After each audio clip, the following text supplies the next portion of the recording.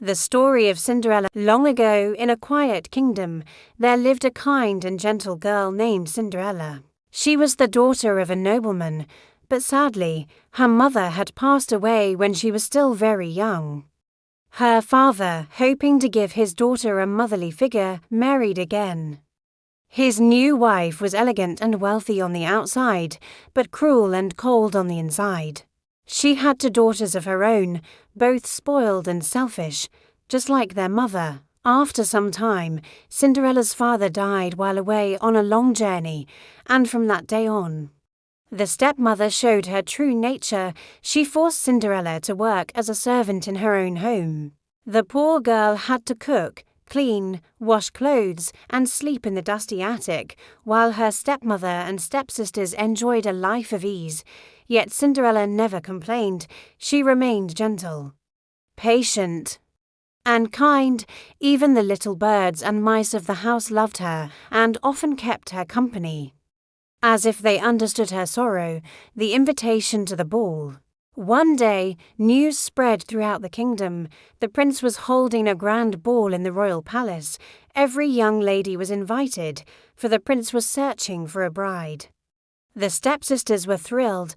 They spent days choosing fabrics, jewelry, and ribbons for their gowns. Cinderella helped them prepare, brushing their hair and ironing their dresses. At last, she gathered her courage and asked softly, "May I go to the ball as well?" Her stepsisters laughed cruelly. "You, in rags, the prince would never dance with someone like you." The stepmother added coldly, "Stay here, Cinderella, you belong among the ashes, not in the palace." When the night of the ball arrived, the stepmother and her daughters left in a sparkling carriage, leaving Cinderella alone and heartbroken. The fairy godmother. Tears ran down Cinderella's face as she sat in the kitchen. Suddenly, a warm light filled the room. Out of the glow appeared a gentle fairy godmother. "Don't cry, my dear," she said kindly. "You deserve to be happy tonight, and you shall go to the ball."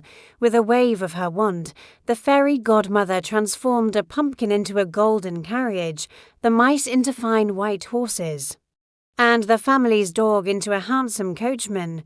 Then, with another touch of her wand, Cinderella's rags turned into a shimmering gown of silver and blue, and on her feet appeared the most delicate glass slippers anyone had ever seen. But the fairy godmother warned, "Remember, my child, the magic will end at midnight.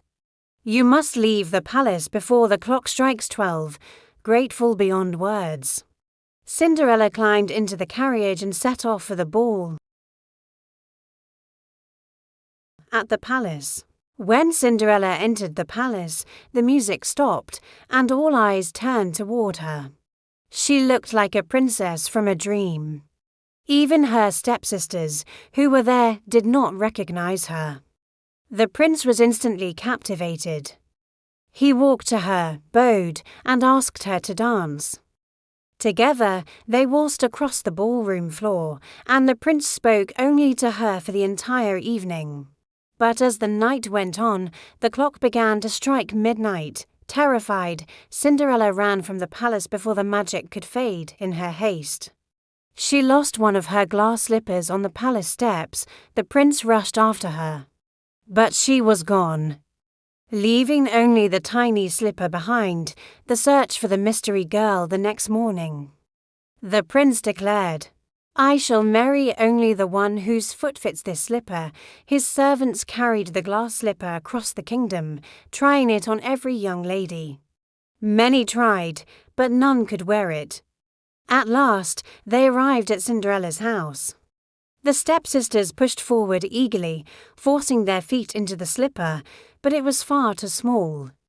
Then Cinderella stepped forward quietly and asked, "May I try?" Her stepmother sneered, "Nonsense, she's just a servant."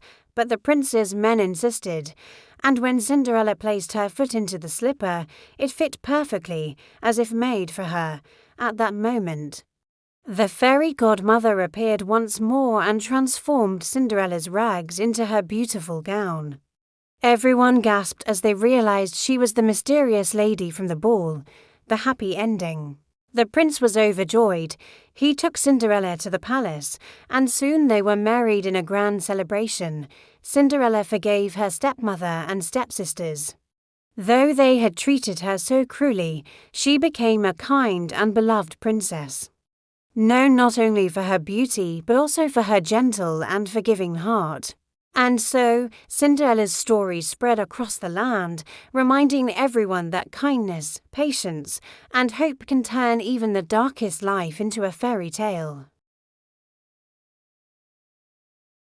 Would you like me to rewrite this in a shorter, simple version for kids, or keep it in this classic detailed storytelling style?